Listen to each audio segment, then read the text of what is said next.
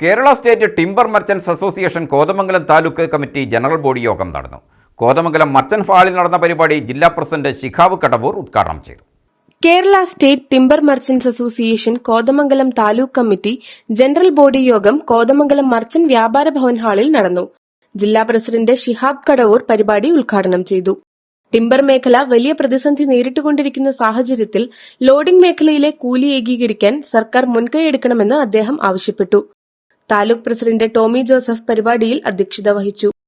വയനാട് ദുരിതാശ്വാസ ഫണ്ടിലേക്കുള്ള Kerala state timber association Kothamangalam മേഖലയുടെ വിഹിതം മത്തായി ആനിക്കശ്ശേരി ജില്ലാ പ്രസിഡന്റിന് കൈമാറി. യോഗത്തിൽ സംസ്ഥാന കമ്മിറ്റി അംഗം KG Sathyan, taluk secretary Mikhosh Mathew, George Antony, Kasim Moonnukallu, Mathai Anikkassery, KA Jolly, Benny Anithottam എന്നിവർ പ്രസംഗിച്ചു. News bureau, Kothamangalam. മോളെ, നിന്റെ കൂട്ടുകാരി വന്നില്ലേ? അവള് ചെന്നൈന്ന് വരണ്ടേ അമ്മേ?